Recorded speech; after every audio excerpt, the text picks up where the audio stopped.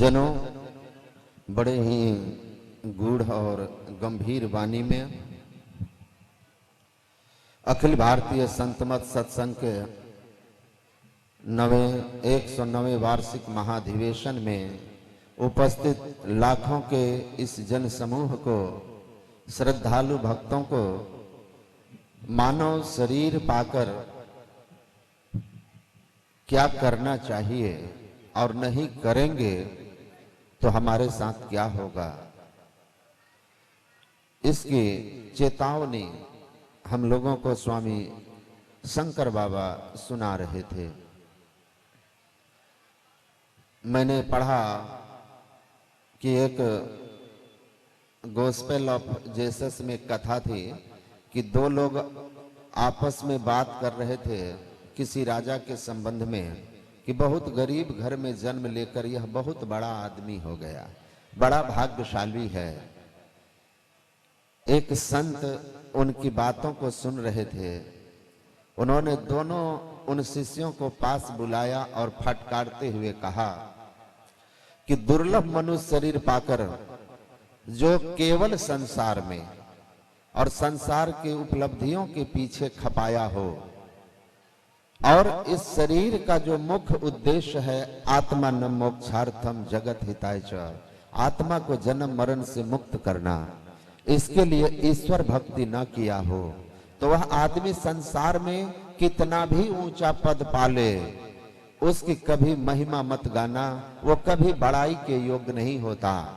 इसलिए What a man shall be profited if he gain the whole world and lost his own soul। जिसने अपने संसार के शरीर के तुच्छ समय के लिए के सुख के लिए बहुत कुछ पाया, लेकिन अपनी आत्मा को अनंत काल के लिए विभिन्न जोनियों और नरक में जाने से बचा न सका हो, ऐसे आदमी की उपलब्धियों पर कभी ताली मत बजाना, उसके भाग की कभी सराहना मत करना। असली सराहनीय तो वही है जो राम सम्हार सहज धर ध्यान, पीछे सहज प्रकाशे ज्ञान, जन दरिया सोई बड़ भागी, जाकी सूरत ब्रह्म संग लागी। जो संसार के कामों को करते हुए सदगुरु के युक्ति से समय निकालकर वेदों के आज्ञानुकूल त्रैकाल संध्या भी करता हो, वही केवल बड़ाई के योग्य है। तो आइए मानव जीवन की सार्थकता पर हम आगे अब संत मत के युवा विद्वान प्रखर प्रवक्ता महर्षि में ही आश्रम कुप्पा घाट भागलपुर से पधारे स्वामी श्री परमानंद जी महाराज से सुने।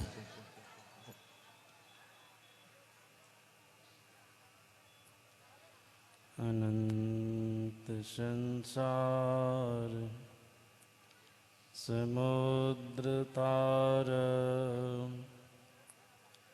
नौकायिताभ्याम गुरु भक्ति नाभ्याम, वैराग्य साम्राज्य जिद पूजनाभ्याम, नमो नमः श्री गुरु पादुकाभ्याम, नमो नमः श्री गुरु पादुकाभ्याम। संसार वृक्ष मारूढ़ा पतन्ति नरकार्णवे, यस्तानुद्धरति सर्वान् तस्मै श्री गुरवे नमः, तस्मै श्री गुरवे नमः। बोलिए प्रेम से श्री सद्गुरु महाराज की जय। अपने निवास में विराजमान माँ महिमावान यतीन्द्र कुल तिलक संत मत के वर्तमान आचार्य महर्षि हरिनंदन परमहंस जी महाराज के युगल श्री चरणों में कोटि से प्रणाम। मंचस्थ महामहिमा मंडित मुदमंगलमय साधु समाज की श्री चरणों में प्रणाम। परम आदरणीय सत्संग प्रेमी महानुभावों तथा आदरणीय माताओं एवं भक्तिमती बहनों,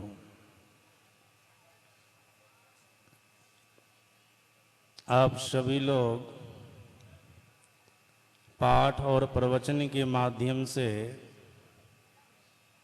मनुष्य शरीर की महिमा और इसकी उपादेयता क्या है श्रवण कर रहे थे। वास्तव में जीवात्मा के लिए मनुष्य का शरीर बड़ा ही महत्वपूर्ण शरीर है, अद्भुत शरीर है। भगवान शंकर ने ज्ञान संकलनी तंत्र शास्त्र में माता पार्वती को मनुष्य शरीर की महिमा बतलाने की कृपा की है। भगवान शंकर का वचन है, देहस्था सर्व विद्यास्य देहस्था सर्व देवता देहस्था सर्व तीर्थानि गुरुवाक्य न लभ्यते। भगवान शंकर ने माता पार्वती को कहा था, देवी सुनो, मनुष्य का शरीर बड़ा अद्भुत शरीर है। मनुष्य शरीर के अंदर दुनिया की सारी विद्याएं उपस्थित है। 3300 करोड़ देवी देवता मनुष्य शरीर के अंदर है। इतना ही नहीं, दुनिया के सारे तीर्थ मनुष्य शरीर के अंदर है। और कंडीशन ये लगा दिया, गुरु वाक्य न लभ्यते। जब तक कोई गुरु की शरण में नहीं जाएंगे, उनसे सद्युक्ति नहीं जानेंगे, साधन नहीं करेंगे, तब तक अपने शरीर के अंदर विद्याओं की प्राप्ति नहीं करेंगे, देवताओं का दर्शन नहीं करेंगे, तीर्थों का दर्शन नहीं करेंगे। सज्जनों, भीतर में है सब कुछ, लेकिन अंधकार है। आंख बंद करने पर भीतर में अंधकार दिखाई देता है। अंधेरी कोठरी में बहुत सारा सामान पड़ा रहता है। आप उसमें जाएंगे तो कोई भी सामान आपको नहीं दिखाई देगा। जब वहां पर प्रकाश कर देंगे तो कोठरी का सारा सामान आपको दिखेगा।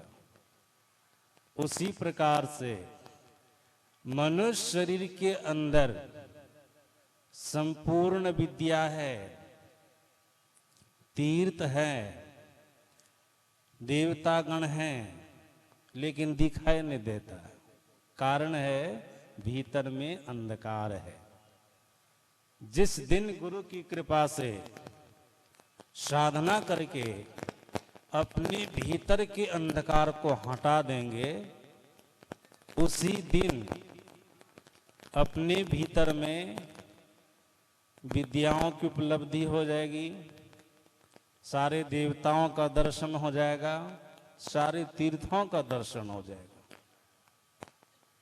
आप लोगों को पता होगा, कभी सुने होंगे, हम लोगों के सद्गुरु महाराज सत्संग प्रचार के लिए एक बार आसाम गए हुए थे।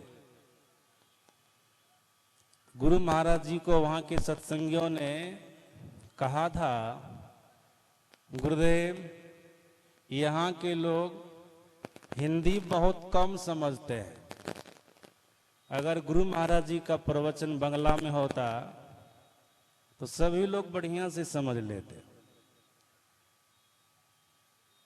सत्संग का समय आया, सभी बाबा लोग व्यास गद्दी पर विराजमान हो गए, अपने अपने आसन पर बैठे हुए थे। स्तुति हुई, प्रार्थना हुई, सदग्रंथ का पाठ हुआ।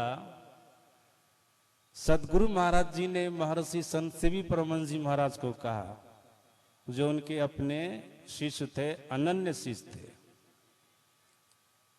का संत सेवी जी आप बांग्ला बोलते हैं, पढ़ते हैं, लिखते हैं, ऐसा कीजिए आप ही बांग्ला में प्रवचन करके इन सत्संगियों को सुना दीजिए। महर्षि संत सेवी परमहंस जी महाराज ने दोनों हाथ जोड़कर सदगुरु महाराज जी को बोले, गुरुदेव मैं बांग्ला में बोलता हूँ, लिखता हूँ, पढ़ता भी हूँ, लेकिन संत मत के सभी बातों को, सभी ज्ञान को बांग्ला में इन लोगों को कह करके सुना दूं, वो क्षमता हमारे अंदर में नहीं है। तब सदगुरु महाराज जी ने कहने कृपा की, ठीक है लाओ हमारे सामने में माइक। ये प्रसंग अभी जो संत मत के वर्तमान आचार्य महर्षि हरनंदन परमहंस जी महाराज अपने प्रवचन में यदा कदा कहते रहते हैं, और हम लोगों को भी कभी कभी अपने रूम में भी सुनाते रहते हैं। उन्हीं से मैं सुन करके आप लोगों को बोल रहा हूं। सदगुरु महाराज जी ने कहा, ठीक है तब लाइए हमारे सामने में माइक। तो गुरु महाराज जी के सामने माइक दिया गया। गुरु महाराज जी मंगलाचरण के बाद जब प्रवचन करना प्रारंभ किए तो बांग्ला में ही प्रवचन करना प्रारंभ किया। जब तक बोलते रहे बांग्ला में ही बोलते रहे। महर्षि हरनंदन परमहंस जी महाराज हम लोगों को सुनाए और प्रवचन में सुनाते रहते हैं कि हमारे मन में तो बड़ा आश्चर्य हुआ कि बाबा जो बांग्ला बोलते हैं, लिखते हैं, पढ़ते हैं, वे नहीं प्रवचन कर पाए, तो गुरु महाराज जी हिंदी में ही प्रवचन करेंगे, क्योंकि गुरु महाराज जी न बांग्ला बोलते हैं, न लिखते हैं, न पढ़ते हैं। एक आध सब तो कोई भी सीख लेते हैं, बोल लेते हैं, अलग बात है। लेकिन गुरु महाराज जी जब प्रवचन करना प्रारंभ किए तो शुरू से अंत तक बांग्ला में ही बोले। जब गुरु महाराज जी अपने बासे पर गए सत्संग समाप्ति के बाद, तब महर्षि हरनंदन परमहंस जी महाराज ने गुरु महाराज जी से पूछे अकेले में कमरा में कि हुजूर आप तो कभी बांग्ला बोलते नहीं थे, लिखते नहीं थे, पढ़ते नहीं थे, तो फिर आज बांग्ला में ही आप प्रवचन किए।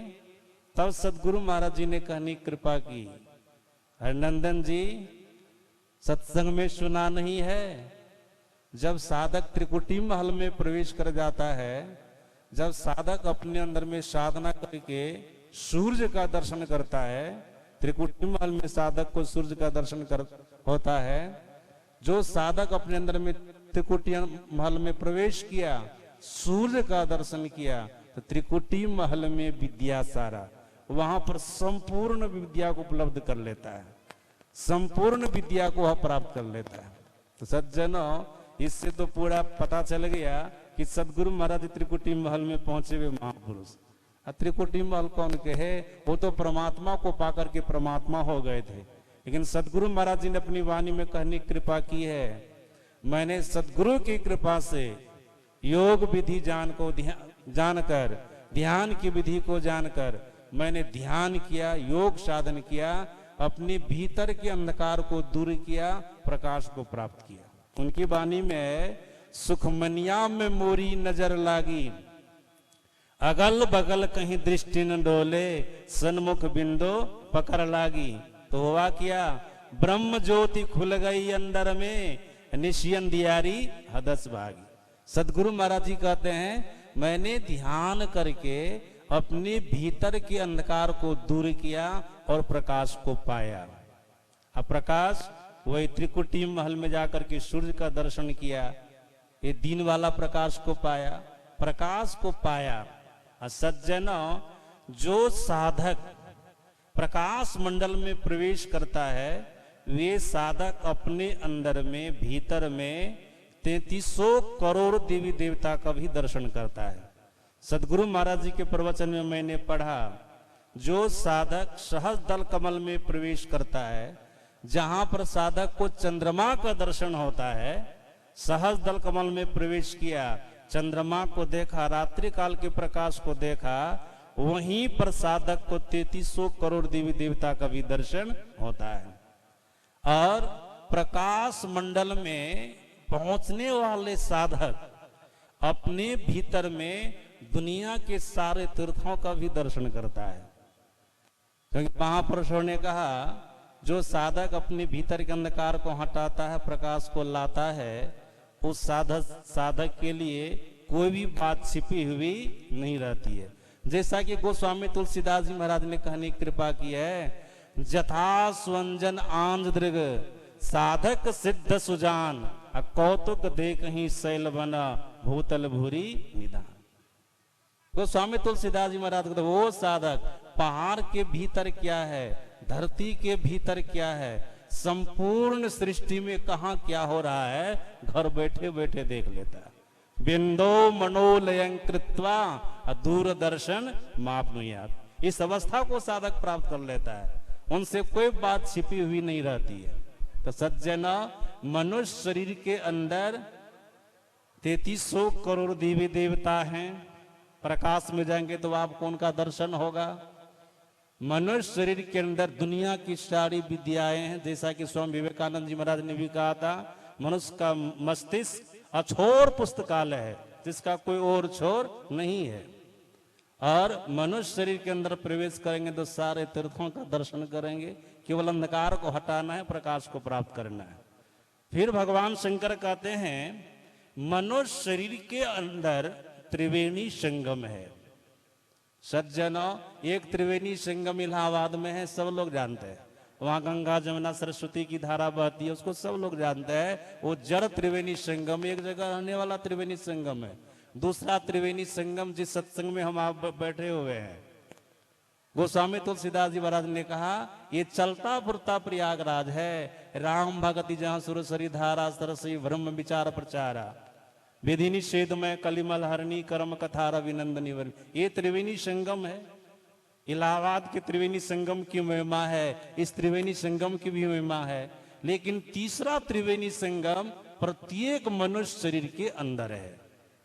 ये भगवान शंकर का ज्ञान संकलनी तंत्र शास्त्र में क्या कहते हैं, इरा भगवती गंगा पिंगला यमुना नदी, इरा पिंगलयोर मध्य स्मना सरस्वती, त्रिवेणी संगमो यत्र तीर्थ राजा स उच्यते, तत्र स्नानम प्रकुर्वीत सर्व पाप प्रमुच्यते। भगवान शंकर का वचन है, हम आपको दो आंखें हैं, एक आंख में गंगा नाम की नारी है और दूसरी आंख में पिंगला नाम की नारी है, मतलब जमुना नाम की। बाई आंख में ईरा नाम की नारी है, उसी को गंगा नदी कहा। दाहिनी आंख में पिंगला नाम की नारी है, उसी को जमुना कहा। और दोनों के बीच में सरस्वती नाम की नारी है, उसी को सरस्वती नदी का। सुना नाम की नारी है, उसी को सरस्वती नदी कहा। यही त्रिवेणी संगम है। अब भगवान शंकर कहते हैं, जो गुरु से जुक्ति जान करके वहां पर स्नान करता है, वो सभी प्रकार के पापों से मुक्त हो जाता है। ये मनुष्य शरीर की विशेषता है। सज्जनों, इसी मनुष्य शरीर में नरक में जाने की सीढ़ी है, स्वर्ग में जाने की सीढ़ी है, अपवर्ग में जाने की सीढ़ी है, अर्थात मोक्ष में जाने की सीढ़ी है। गोस्वामी तुलसीदास जी महाराज ने तो लिखा, अभी जो हम आप भगवान श्री राम के वचन को सुन रहे थे, कि मनुष्य शरीर के अंदर ही मोक्ष का द्वार है, मतलब सभी दुखों से छूटने का द्वार है। सज्जनों, साथ साथ केवल इन्हीं चीजों का दर्शन, इन्हीं चीजों को आप मनुष्य शरीर में रह करके नहीं देखेंगे। मनुष्य शरीर के अंदर में परमात्मा भी है। जैसा कि गुरु महाराज जी ने कहा, निज तन में खोज सज्जन बाहर न खोजना, अपने ही घट में हरि है अपने में खोजना। अगर अपने अंदर में परमात्मा को खोजेंगे तो परमात्मा भी मिलेंगे। इसकी विशेषता है। हम मनुष्य शरीर में रह करके परमात्मा को पाएं, जिससे मनुष्य शरीर सार्थक होगा। बोलिए प्रेम से।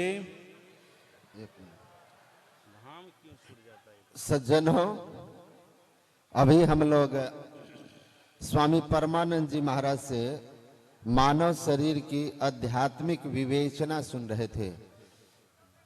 पद्म पुराण में भगवान का वचन है, एव में तत् शरीरम ही निसर्गादः शुचि विदु अध्यात्म सार निसारम कदली सार सन्निभम ज्ञात वो देह दोषो यह प्राज्ञ सशिथिलो भवेत।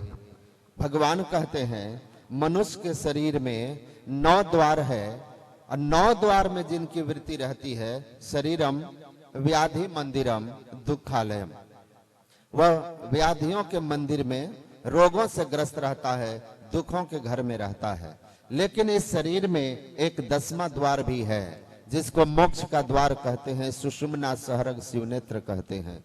जो उसमें प्रवेश कर जाता है, इस शरीर के अंदर का जो सार तत्व है वह है आत्मा। वह आत्म सुख को पाता है। जो तन सुख में है, जल्दी कीजिए, मन सुख में है, वह दुख में है। गुरु महाराज ने कहा, तन सुख मन सुख ना सुख तेरो, आत्म सुख निज तेरो, अतु तन मन सुख निज के जानियो, भयो काल के चेरो। तो आप काल के गाल में जाते हैं, दुख में रहते हैं। तो यह शरीर जहां बिंदुनाद महालिंगम शिव शक्ति निकेतनम देहम शिवालयम प्रोक्तम, शिवालय कहकर जनाया गया, वहीं इसको रोगों का घर और दुखालय भी कहा गया है। और इसके अंदर अध्यात्म को सार रूप में बताया गया है। इसलिए इस शरीर के सार को जानिए। जो नहीं जानते हैं उनकी दुर्गति होती है। इसकी बड़ी ही सुंदर व्याख्या आपने, जो आध्यात्मिक विवेचना है संत मत की, मनुष्य शरीर की, आप स्वामी परमानंद जी महाराज से सुन रहे थे। सज्जनों, अब मैं आमंत्रित करता हूं संत मत के कैसे ही उद्भट विद्वान, युवा सन्यासी, प्रखर वक्ता स्वामी श्री गुरुनंदन जी महाराज को, जो महर्षि में ही आश्रम कुप्पा घाट भागलपुर में रहकर संत मत का प्रचार प्रसार देश के कोने कोने में करते हैं।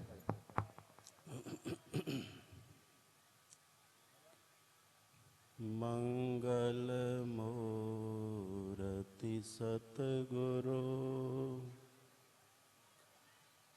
मिलवै सर्वाधार,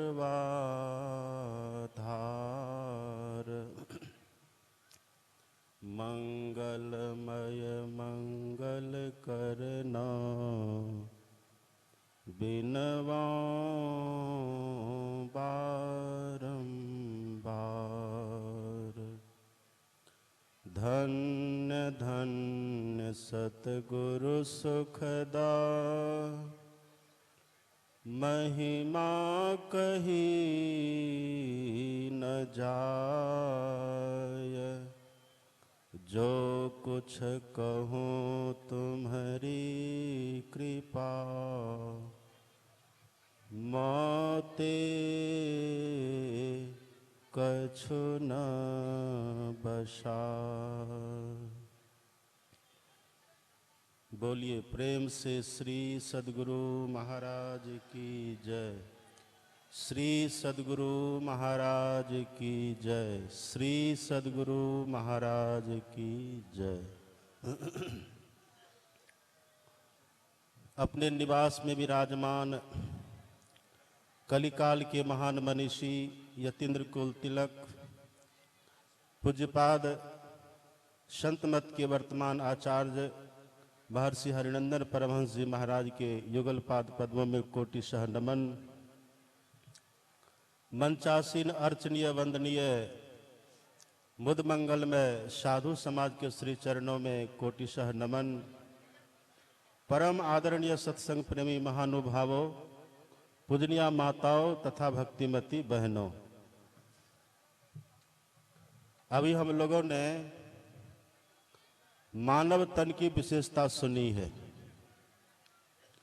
भगवान ने अपनी प्रजाओं को बुला करके कहा था, बड़े भाग्य मानुष तनु पावा, सुर दुर्लभ सब ग्रंथ ही गावा। भगवान कहते हैं यह बड़े भाग से मानव का तन मिला है, जो देवताओं को दुर्लभ है। मानव का तन मिलना अलग बात है और मानवता होनी ये अलग बात है। मानव का तन तो मिला, पर अगर मानव के तन में रह करके मानव वाला गुण हमारे भीतर नहीं है तो हम मानव कहला नहीं सकते। मानव का गुण क्या है? भर्तृहरि ने बहुत सुंदर कहा, येषाम न विद्या न तपो न दानम ज्ञानम न शीलम न गुणो न धर्माः ते मर्तलोके भुवि भार भूताः मनुष्य रूपेण मृगाश्चरन्ति।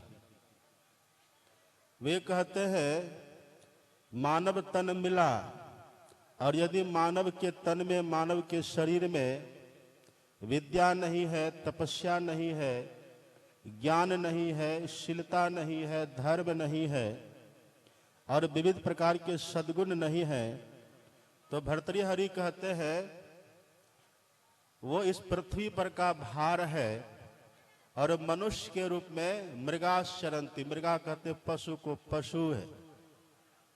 मानव का तन मिला, अगर ये सब गुण नहीं है तो मानवता हमारे भीतर नहीं है और मनुष्य के रूप में पशु है। ये सब तो गुण है ही है। अभी जो पाठ में हम लोगों ने सुना था, भगवान ने एक विशेष लक्षण की तरफ इशारा किया है।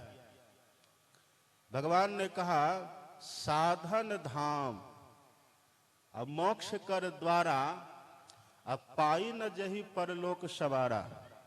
ये विशेष गुण है इस मानव तन का। भगवान कहते हैं मानव का शरीर एक ऐसा घर है, एक ऐसा धाम है जिसमें मोक्ष पाने की सारी व्यवस्थाएं। और अगर इस मानव तन में हमने रह करके मोक्ष पाने का प्रयत्न नहीं किया, मोक्ष पाने का प्रयास हमने नहीं किया, नहीं पाया, तो भगवान कहते हैं फिर हमें बहुत दुख होगा। इसमें मोक्ष का द्वार है। किससे मोक्ष का द्वार है? किससे मुक्ति का, किससे छूटने का द्वार है? आपने सुना पाठ में, भगवान ने कहा आकर 4,84,000 अजोनी भ्रमत यह जीव अविनाशी फिरत सदा माया कर प्रेरा काल कर्म स्वभाव गुण घेरा। भगवान कहते 4 खाने में 84 लाख योनियां हैं। इसमें हम और आप अर्थात यह जो जीवात्मा है बहुत भटका है। अब की भगवान ने कृपा करके कवहु क करी करुणा नर देही अदेत ईस बिनु हेतु शनेही।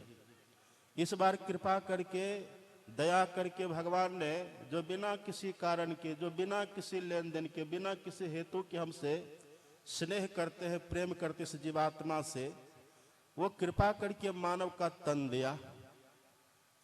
क्यों दिया? बस इसीलिए दिया है कि हम पुनः 84 लाख योनियों के चक्कर में न जाएं, हम फिर से 4 खानियों में न जाएं, बारंबार इसी मानव तन को प्राप्त करते रहे और प्राप्त करते करते अंत में हम मोक्ष प्राप्त कर ले, केवल पद को प्राप्त कर ले, आत्म पद को प्राप्त कर ले। इसके लिए मानव का तन मिला है। आप कहेंगे कि भगवान ने तो कह दिया कि मोक्ष का द्वार है इसमें, पर किधर है? इसी बात को जानने की बात है। 9 द्वार तो सबको ही जानते हैं। 2 आंख का द्वार है, 2 कान का द्वार है, 2 नाक का द्वार है, 1 मुंह का है, मलमूत्र विसर्जन का। ये 9 द्वार तो सबको ही जानते हैं। पर ये 9 द्वार है कैसा? हमारे गुरु महाराज जी कहते तन 9 द्वार हो रामा अति ही मलिन हो ठामा। अत्यंत मलिन है, ये गंदा स्थान है। और दूसरी जगह हमारे गुरु महाराज जी कहते यह स्थान कैसा है? आप पढ़ेंगे पदावली में, महर्षि में पदावली, हमारे गुरु महाराज जी कहते हैं पिंड के 9 द्वार में, ये जो 9 द्वार है, पिंड के 9 द्वार में भरा अंधकार, अंधकार भरा हुआ है। और श्रुति फंसी है मझार, उसी में आप और हम फंसे हुए, उसी में आप और हम हैं। ये सूरत फंसी हुई है। उसमें फंसने से हुआ क्या है? दूसरी जगह हमारे गुरु महाराज जी कहते हैं फंसी श्रुति, श्रुति जो फंस गई, कैसे फंसी, किसमें फंसी? तो हमारे गुरु महाराज जी कहते हैं फंसी श्रुति आई यम फांसी, यम का फंदा लग गया। 9 द्वार में आप और हम अभी फंसे हुए हैं, इसमें घोर अंधकार भरा हुआ है। ऐसी अंधकार में रहने के कारण हमारे गुरु महाराज जी कहते हैं यम का फंदा पड़ गया, यम की फांसी में हम फंस गए। महर्षि संत सेवी परमहंस जी महाराज कहते थे जब तक है तम तब तक है जम, जब तक अंधकार में हम रहेंगे तब तक यमराज के फंदे में रहेंगे। इसी बात को संत कबीर साहब कहते हैं एक तो अंधेरी कोठड़ी तामे दियाना न बाती हो, अब बहिया पकड़ी जम ले चले कोई संग न साथी हो। जम ले जाता है और जम का डर किसको नहीं होता है? हम बड़े धनवान हैं, बड़े गुणवान हैं, बड़े विद्वान हैं, हम सब बड़े बुद्धिमान हैं, लेकिन जम का डर तो सबको होता है। खाए खुराका पहन पोशाका जम का बकरा पलता है, और जमबर जाति तोरे छाती उनसे क्यों नहीं डरता है? उनका तो भय लगना ही चाहिए। ये जम का डर सबको लगता है। एक गांव में एक बूढ़ी माता जी थी, तो प्रातः काल सर्दी का समय था, ठंडी का समय, वो प्रातः काल गौशाला में जाकर के गाय के गोबर गोंत साफ कर रही थी। 6-7 बज रहा होगा, 8 बज रहा होगा लगभग। उस बूढ़ी के मन में होता है कि देखो मेरा कैसा दुर्भाग्य है, मैं कैसी अभागन हूँ। मेरे घर में मेरा बेटा जवान है, सो रहा है, मेरी पुतहू है वो भी सो रही है, और मैं कैसी अभागन हूँ। इस सर्दी के समय ये भोरे भोर उठ करके हमें चौका चूल्हा करना पड़ता है, बर्तन आदि साफ करना पड़ता है, और ये गौशाला में आकर के गोबर गोत उठाना पड़ता है, साफ करना पड़ता है। और वो बूढ़ी माता जो टोकरी में गोबर उठा करके खड़ी थी उठाने के लिए, यही सब उनके भीतर विचार चल रहा था।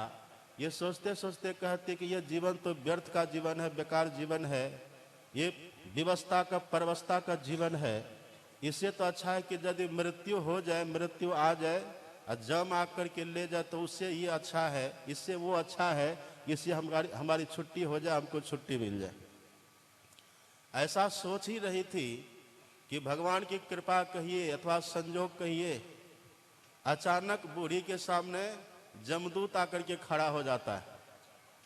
बड़ा भयंकर, पुराणों में वर्णन आता, काला काला शरीर, माथे पर सिंह, बड़ा भयंकर नेत्र, लाल लाल जीभ है, पूरे शरीर में कांटे जैसे रोमावली। जैसे बूढ़ी ने देखा, अब देख करके डर लगा।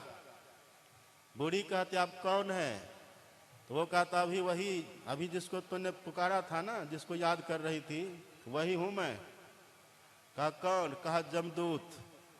अब जैसे बूढ़ी ने सुना कि जमदूत खड़े हैं सामने, ऐसा भयंकर डरावना रूप है, अब वो बूढ़ी माता जी कभी टोकरी को देखे, गोबर की टोकरी को, और कभी जमदूत को देखे, कभी टोकरी देखे, कभी जमदूत को देखे।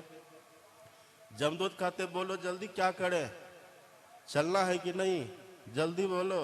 तो बूढ़ी कहती है ये टोकरी उठा दीजिए माथा पर। कल्पना करिए, कह तो देते हैं लेकिन कितना कठिन है, किसको भय नहीं लगता, डर नहीं लगता है। लेकिन आप और हम अभी है कहाँ? हमारे गुरु महाराज जी वही कहते, फंसी श्रुति आई यम फांसी, यम का फंदा पड़ा हुआ है, यम की फांसी लगी हुई है। इससे कैसे छूटेंगे? तो जब तक है तम तब तक है जम, अर्थात इस अंधकार से जब हम निकल जाएंगे तब जम के फंदा से भी निकल जाएंगे और 84 का चक्कर भी मिटेगा। वही जो द्वार है उसी द्वार का नाम है मोक्ष का द्वार। और कैसा द्वार है? आपने सुना था पहले, यह प्राप्य मानुष्य लोकीय मुक्ति द्वारम अपावृतम।